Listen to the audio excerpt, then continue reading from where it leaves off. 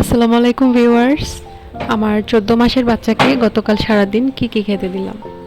ও ঘুম থেকে ওঠার পর আমি ওকে ব্রেস্ট ফিডিং করিয়েছি।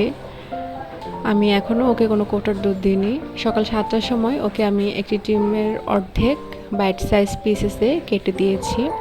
আমার বাচ্চা একসাথে একটি ডিমের অর্ধেকই খেতে পারে, তাই আমি ওকে অর্ধেকটি ডিম দিয়েছি এবং এটা ওকে আমি নিজ হাতে খেতে দিয়েছি। 9:30টার দিকে আমি একটু জাউ ভাতের সাথে পিনাট বাটার মিশিয়ে দিচ্ছি। আমি কোনো ধরনের চিনি ব্যবহার করছি না, কিন্তু ওর কোনো আগ্রহ নেই খাবারের প্রতি। ওর আগ্রহ হচ্ছে আমি কি খাচ্ছি সেটার প্রতি। আমার খাবারটাই সে খাচ্ছে। কিছু করার নেই, বাচ্চারা এরকমই হয়, আগ্রহ না থাকলে কোনো কিছুই খেতে চায় না। আমি ওটাকে নিজ হাতে খেতে দিলাম, কিন্তু ওর কোনো আগ্রহ দেখছি না, সে চামচটা দিয়ে খেলছে। 11:30টার দিকে আমি ওকে টমেটো গার্লিক পাস্তা দিয়েছি। এটাতে আমি কোনো টেস্ট মেকার ব্যবহার করিনি। টেস্ট মেকারের টেস্টিং সল্টটা বাচ্চাদের জন্য ভালো নয়। পাস্তাটা সে খুবই আগ্রহ করে খাচ্ছে।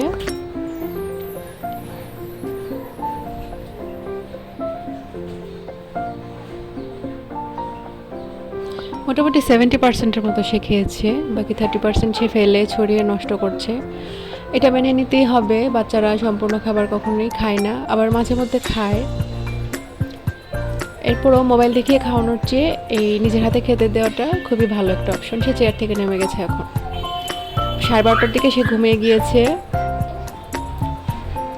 দুপুরের খাবারটা স্কিপ হয়ে গিয়েছিল, তাই বিকালে আমি জাউ ভাতের সাথে একটু ডাল মিশিয়ে এটা আমি ওকে নিজের হাতে খাইয়ে দিব। সন্ধ্যাবেলা আমি জাউ ভাতের সাথে আবার ওকে একটা ডিম চটকে দিয়েছি এবং এটা ওকে নিজের হাতে খেতে দিয়েছি। চামচ দিয়েছি সাথে, নিজের হাতেই খাচ্ছে। তো সারাদিন এই হলো ওর খাওয়া।